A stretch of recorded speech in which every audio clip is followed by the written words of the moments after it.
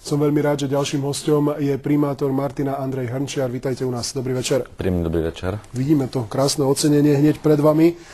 Je to naozaj prestížna cena. Ako sa vôbec dozvedeli v OSN, v Tanzánii o meste Martin, o tom, že má nejaký výnimočný, transparentný spôsob komunikácie so svojimi občanmi? Organizácia Spojených národov každoročne udeľuje ocenenia pri inovatívnych počinoch v oblasti verejnej správy, samosprávy. A na takúto nomináciu vždy treba tretiu osobu, čiže človek sa sám nemôže prihlásiť do tejto súťaže a nás do tejto súťaže nominovalo Transparency International Slovensko. Boli sme nominovaní už druhýkrát, minulý rok nám to nevyšlo, hlavne preto, lebo ten projekt bol čerstvý, bol mladý a v OSN skúmali teda, že či to nie je len projekt na papieri, ale či naozaj funguje, či sa realizuje v praxi a hlavne, či má potenciál udržateľnosti. A teraz zistili, že teda sa projekt realizuje, že je úspešný a že má potenciál udržateľnosti a myslím si, že to rozhodlo o tom, že sme vyhrali. No ale predsa len elektronické aukcie, zverejňovanie zmluv a tak ďalej, to nie je iniciatíva mesta Martin, to je iniciatíva súčasnej koalície, ktorá prišla s týmito zákonnými normami, ktoré teda prikazujú vyslovene. Čo teda ďalej tam je také zvláštne na tom projekte iné, ako sa uplatňuje v iných mestách alebo obciach? No v prvom rade treba povedať, že súčasná vládna koalícia sa inšpirovala našim projektom, pretože my sme tento projekt začali rozbiehať v roku 2008.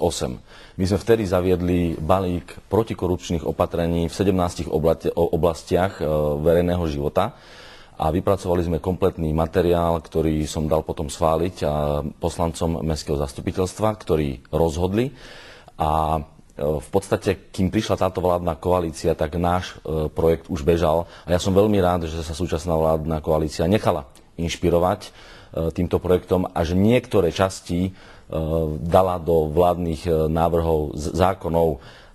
U nás je taká trošku, takú perličku spomeniem, taká zaujímavá situácia, pretože zo súčasnej vládnej koalície tento projekt podporil minister financií, podporila ho ministerka spravodlivosti pani Lucia Žitňanská, ktorá nám veľmi pomohla do začiatku pri realizácii tohto projektu a paradoxne poslanci Mestského zastupiteľstva, ktorí sú za súčasnú vládnu koalíciu v našom mestskom zastupiteľstve, sú v tvrdej opozícii kvôli nejakým lokálnym snahám regionálnych šéfov politických strán, ale to je len taká perlička. No ale konec koncov, pokiaľ viem, vo vašom mestskom zastupiteľstve je silná prevaha nezávislých poslancov. Práve to je to, čo vám umožňuje vlastne presadzovať takéto opatrenia, takéto mimoriadne transparentné a zaujímavé projekty?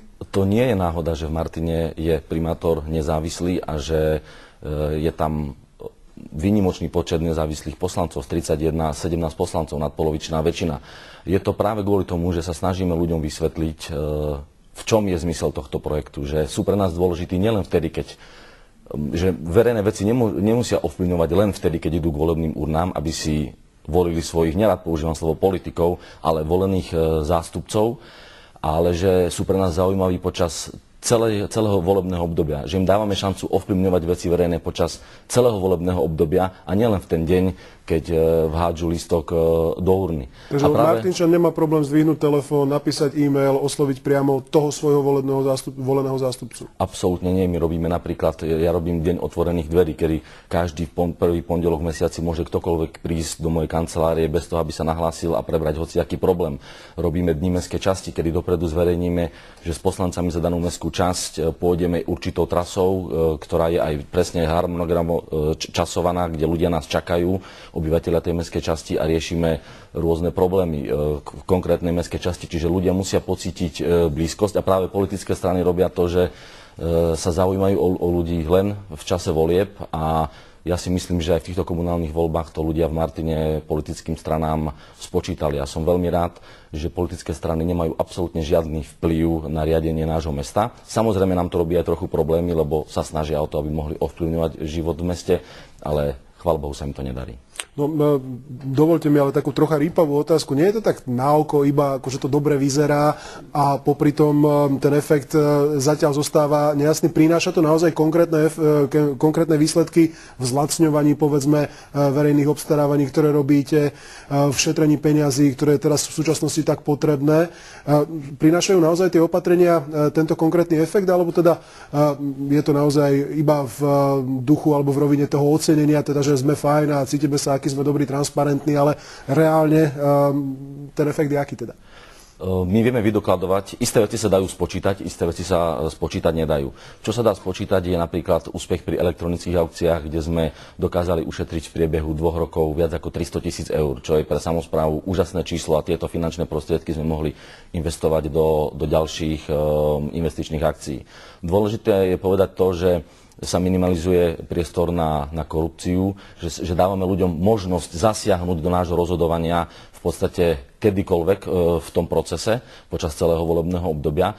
A my hlavne my motivujeme ľudí nielen to, aby nás kontrolovali, ale hlavne, aby sa zaujímali o to, čo sa v meste deje, aby sa zaujímalo, čo sa ide stavať, kde sa ide stavať, aby sa zaujímali o územný plán, lebo je tam priestor potom na to, že sa môžu vyjadriť, že to môžu ovplyvniť, že môžu povedať svoj názor, ktorý potom zaváži pri hlasovaní v mestskom zastupiteľstve. Čiže jednoznačne to považujem za úspešný projekt, aj keď sa treba priznať a treba povedať, že ten projekt nie je ľahký a nie je bez chyb. Tým, že sme ako prvý na Slovensku zaviedli kompletný balík protikorupčných opatrení, sa stretávame aj s problémami, ktoré nám nikto nemôže vysvetliť, pretože niektoré veci nerealizujú iné samosprávy a musíme sa učiť na vlastných chybách. Môžem povedať konkrétny príklad. Po 2 rokoch elektronických aukcií sme až teraz zistili, že napríklad na potraviny sme robili elektronické aukcie zle a museli sme nastaviť na úplne iný systém, pretože potraviny sú komodita, kde aktuálna cena na trhu kolíše z týždňa na týždeň a my musíme teraz do zmluv dávať klauzulu, že sa tú cenu budeme monitorovať podľa vývoja cien na komoditnej burze a tak ďalej a tak ďalej. Mohol by som hovoriť konkrétne príklady. Čiže je to projekt, ktorý má chyby, ale my sa nebojíme tie chyby priznať, aj verejne ich priznávame a snažíme sa ich odstrániť. A hlavne, čo je dôležité, my už teraz dokážeme upozorniť iné samosprávy, ktoré majú záujem o tento náš projekt. My im ho vždy radi ukážeme a dáme všetky písomné materiály, ktoré máme k dispozícii,